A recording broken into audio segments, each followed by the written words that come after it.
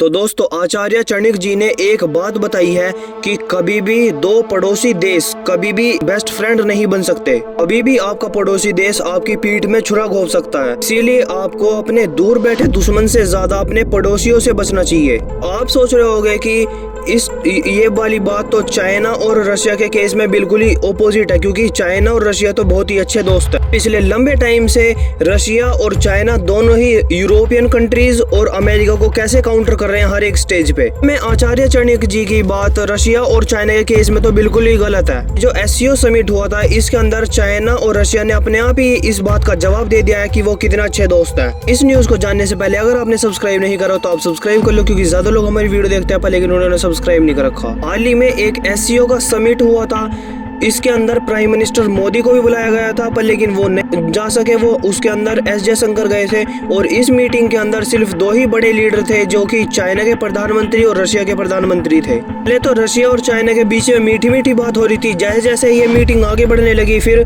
उनके बीच में बहस भी स्टार्ट हो गई। इस बहस का सबसे बड़ा कारण था दोनों देशों के बीच में बाउंड्री डिस्प्यूट। उससे भी सबसे बड़ा मुद्दा है कि सेंट्रल एशियन देशों पे किसका कब्जा होगा, यानी कि किसका प्रभाव ज्यादा होगा, रशिया का या फिर चाइना का। कि मंगोलिया, कजाकिस्तान, तुर्कमेनिस्तान, किर्गिस्तान के ऊपर जो इतने लंबे टाइम से रशिया का प्रभाव है वही बना रहेगा, या फिर चाइना रशिया का प्रभाव कम करके अपना प्रभाव ज्यादा कर लेगा। इसी चीज के बीच में डिस्प्यूट हो रहा था इनका एससीओ समिट के अंदर। समिट के दौरान दोनों देशों के जो जितने भी देशों के जो अधिकारी हैं उनके बीच में भी अलग अलग स्टेटमेंट आई थी दूसरे देश के बारे में। एग्जाम्पल के लिए आपको बता दूं कि रशिया ने ये बोला था कि जितने भी सेंट्रल एशियन देश हैं उनकी सिक्योरिटी हम करेंगे और भी टाइट सिक्योरिटी बढ़ाएंगे फ्यूचर के अंदर सेंट्रल एशियन देशों के अंदर। वहीं चाइना ने इस बात को काउंटर करने के लिए ये कहा कि हमको इन देशों की जो इकोनॉमिक यानी कि आर्थिक हालत है उसको ध्यान देना होगा, और भी जो इनके साथ इकोनॉमिक एक्टिविटी है वो बढ़ानी होगी। इसलिए चाइना इनको और भी ज्यादा लोन देगा। यहीं पर आगे बात अटक चुकी है कि रशिया का प्रभाव होगा इन देशों के ऊपर या फिर चाइना का, क्योंकि पिछले 100 सालों से रशिया का प्रभाव यहाँ पे बहुत ही ज्यादा है। ये सभी सेंट्रल एशियन देश रशिया के ऊपर बहुत ही ज्यादा निर्भर होते आए हैं पिछले 100 सालों के अंदर। लेकिन ये सभी चीज चेंज हो जाती है जब चाइना के प्रधानमंत्री शी जिनपिंग बनते हैं 2013 के अंदर।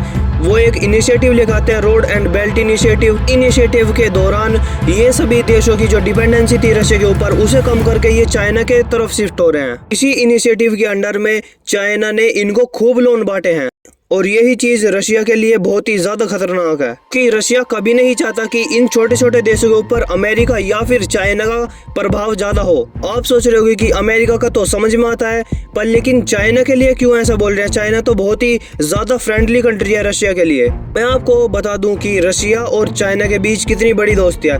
पिछले टाइम के अंदर जो रशिया का एक आइलैंड था उसको चाइना ने अपने मैप के अंदर दिखा दिया, और इसी चीज को लेके बहुत लंबे टाइम से इनके बीच में डिस्प्यूट भी चल रहा था। लेकिन इस चीज से ये बिल्कुल साफ हो जाता है कि चाइना और रशिया के बीच सब चीज ठीक नहीं चल रही, क्योंकि इस मैप को दिखाने के बाद चाइना बोल रहा था कि ये गलती से हमने अपने मैप के अंदर दिखा दिया, ये आइलैंड तुम्हारा ही है। और चाइना का कहना कुछ ऐसा भी है कि जो व्लादिवोस्तोक रशिया का एक बड़ा शहर है वो चाइना पिछले लंबे टाइम से क्लेम करता रहा कि ये पिछले लंबे टाइम से चाइना का पार्ट था और इसको ही हम लेंगे। एक टाइम पे हम रशिया से ये शहर छीन लेंगे। इसीलिए ये बात रशिया को भी पता है कि ज्यादा पावरफुल अगर चाइना बनेगा सेंट्रल एशियन देशों के अंदर तो ये डायरेक्टली इफेक्ट कर सकता है रशिया को। इसी चीज का कारण सबसे बड़ा ये है कि रशिया कभी भी फ्यूचर के अंदर भारत का साथ नहीं छोड़ने वाला, क्योंकि भारत और चाइना ही एक ऐसे देश हैं जिनकी सबसे ज्यादा दोस्ती है रशिया के साथ। रशिया को ऐसा लगता है कि भारत ही एक ऐसा देश है जो चाइना को कभी भी हद से ज्यादा पावरफुल नहीं होने देगा। इसी चीज से आप अंदाजा लगा सकते हो कि जियोपॉलिटिक्स कितनी ज्यादा कॉम्प्लिकेटेड और उलझी हुई है,